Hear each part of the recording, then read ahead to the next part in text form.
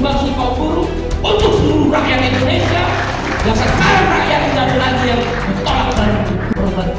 DPJ itu perjuangan kita. Partai Buruh. Assalamualaikum.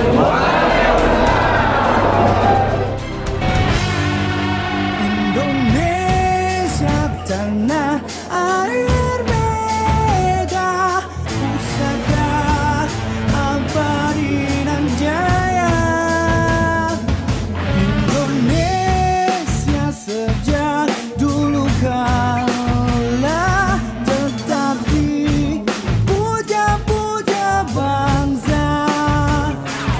Di sana tempat lahir beta, dibuai dibesarkan bunda, tempat berlindung di hari tua, tempat akhir menutup mata.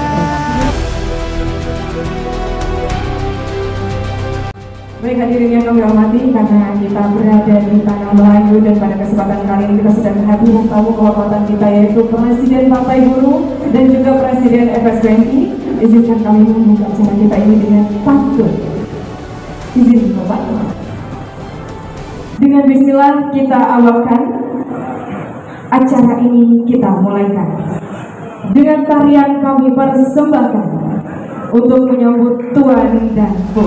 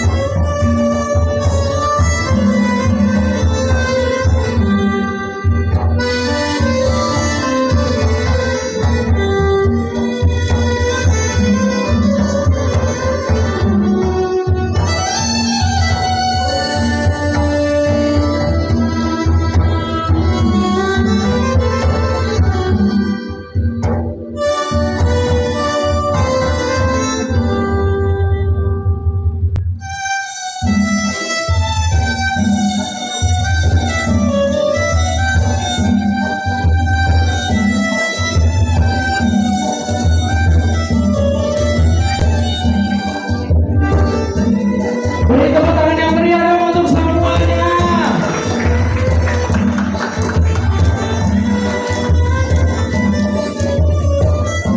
Ini merupakan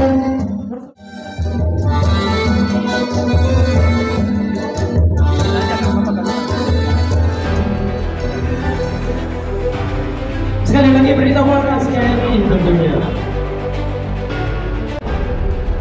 Dan kami mengundang Presiden Partai Buruh dan juga Presiden FSBMI untuk naik ke atas panggung guna memberikan Bung Iqbal dan juga Bung Riden untuk bisa ke atas panggung ini.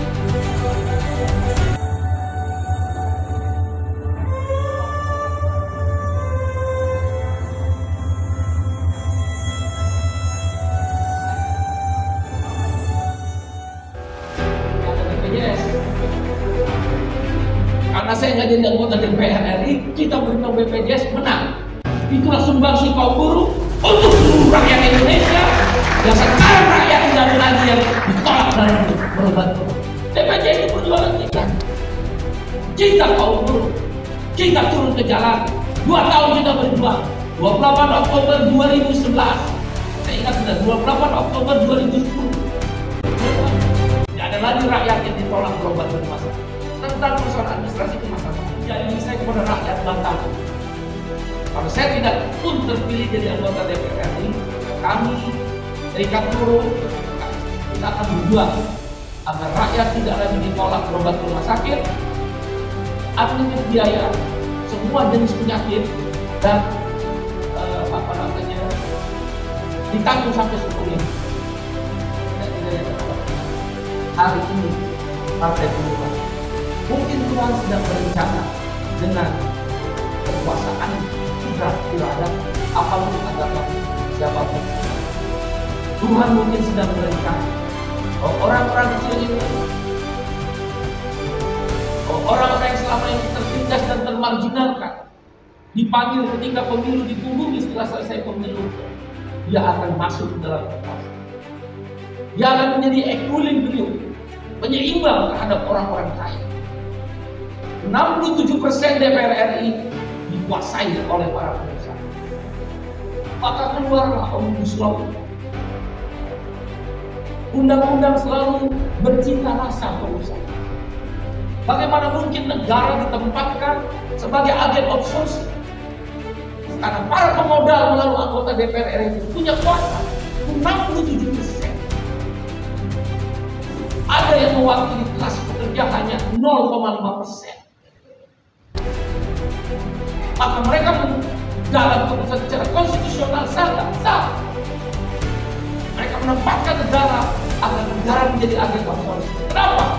Dalam Omnibus Law, pemerintah yang menentukan ini jenis pekerjaan yang boleh outsourcing dan ini jenis pekerjaan yang tidak boleh. Itulah kekuatan modal, saudara. Itulah kekuatan uang. Kau dipikir nasibmu dan anak-anakmu dipikir hanya sepuluh. Kasih naik upah yang remeh-temeh, dikasih sistem kerja outsourcing, dikasih kerja sistem karyawan kontrak. Karena mereka punya kuasa secara konstitusi, mereka berdua. Nah itu saya minta pada kamu semua, jangan lagi kau menundukkan upah.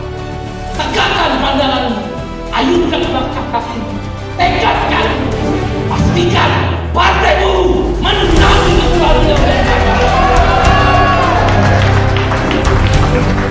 Ini Bapak Buruh, kita bangun kembali kejayaan Batam oleh Profesor Dr. B.J. Habibie adalah halaman mudanya Indonesia berhadapan dengan Tiongkok. Batam oleh oknum-oknum tertentu, para orang-orang kaya yang ada di Batam dan Kepri. Saya tahu benar siapa pemainnya.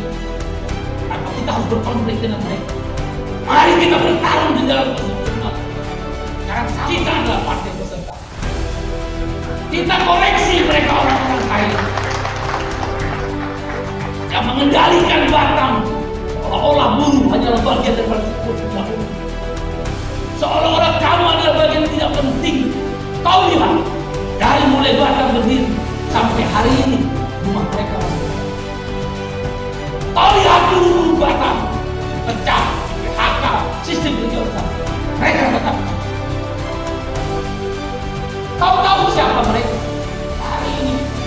Hari ini isyhadu, kau bersaksikan kawan-kawan buruh Batam.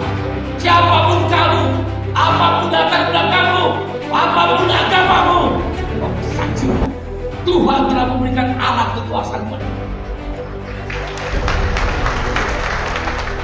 Kau bersaksi, kita rubah Batam, kita rubah Kepri, kita jadikan kesimpulan equilibrium. Kita jadikan Batam mukanya Singapura. Kita bangun pelabuhan bebas yang besar. Apa itu Singapura? Indonesia negara nomor 7 terkaya di dunia. Dari purchasing power paling itu yang bilang IMF, International Monetary Fund, Bank Dunia, lembaga-lembaga internasional, bahkan pemerintah mengumumkan dengan bangganya bahwa mereka mengatakan Indonesia nomor 7 terkaya di dunia. Mari kita berkaca dengan data mereka. Prancis, Inggris tidak ada apa-apaan. Singapura seujung kukunya Indonesia. Ujung Prancis sama Inggris kalah. Kita kejadikan Batam mukanya semua. Kita bikin pelabuhan bebas tanpa harus menggusur seperti di Rempang. Kita pertahankan tanah adat. The land of wealth itu Partai Buruh. Partai Buruh sikapnya jelas. The land of wealth. Tanah adalah tentang kedaulatan. Sejengkal tanah adalah tentang kedaulatan. Misal kamu punya rumah, didatangin pekarangan rumah kamu, dibikin tenda, marah nggak? Ini turun temurun. Tanah Kesultanan Rio Lingga mengusir penjajah Belanda, Melayu ini, yang dulu menjadi bagian dari Riau Lingga, tiba-tiba main usir. Tak ada. Partai Buruh udah ke sana bersama Bung Alfitoni, Purba, Dedi, yang kerja. The land of wealth, kata Adam Smith, bapak ilmu ekonomi klasik dunia. Kalau bapak ekonomi modern itu namanya Keynesian. The land of wealth, kedaulatan adalah kedaulatan. Kita akan bikin Batam dan kabupaten kota yang lainnya, Karimun, Bintan, Natuna, Anambas, kita akan berhadapan dengan Singapura. Pelabuhan bebas kita besarkan melalui kita perjuangan Senayan, APBN, politik anggaran. Kita akan undang. Kalau mereka masuk ke Batam, nggak boleh kantornya di Singapura. Dia harus headquartersnya di sini. Apa? Tempat buang limbah B3, pabrik menghasilkan polusi, tapi kantornya di Singapura. Nanti nggak boleh. Mereka nggak mau. Kita undang Jepang, Korea investasi di sini. Nggak usah Singapura. Nggak ada satu prik. Tapi karena kerakusan dari orang-orang yang sekarang berada dalam kaya, mereka hanya menjadi pedagang tanah. Tanah Batam dia jual. Rempah mau direbut, jalan mau dibangun. Rakyat tetap miskin, bahkan miskin. Tidak ada bagi partai ini. Kau persaksikan sudah. Oleh karena itu menangkan partai. Dulu Batam, itu upahnya adalah dolar. Di sini berlaku dua mata uang, dolar Singapura dan rupiah. Gaji Batam itu nomor 1 tertinggi bersama Freeport di Papua. Itu dolar Singapura, Habibie bikin dua mata uang berlaku di sini. Hanya dibikin kayak kucing kurang. Pelacuran, judi, limbah B3, upah buruhnya dihancurkan. Upah buruh Batam yang tadinya tertinggi se-Indonesia bersama Mimika, Kabupaten Mimika atau Timika di Papua sana karena ada Freeport. Hari ini dengan Cimahi aja tahu. Kau datang dari tanah Jawa, kau datang dari negeri Sumatera, kau datang dari pulau-pulau yang ada di Indonesia, ingin mencari peruntungan di Batam. Tapi upahmu sekarang rakyat Batam, Bintan, Karimun maupun daerah-daerah lain, mungkin kecuali Natuna, upahmu lebih rendah dari negeri asal. Kau datang dari Cimahi, sekarang upah Batam lebih rendah dari Cimahi. Kau datang dari Medan, sekarang Batam dengan Medan nggak berbeda jauh. Menangkan partai, kita hapuskan konsep. Enough, saudara. Cukup sudah, saudara. Kau tentukan pilihan hari ini. Today or never. Hari ini atau tidak sama sekali. Ada yang berani partai kayak begitu? Ada yang partai berjuang untuk outsourcing? Ada nggak? Ada nggak partai yang membela tanah rakyat yang dirampas? Ada nggak?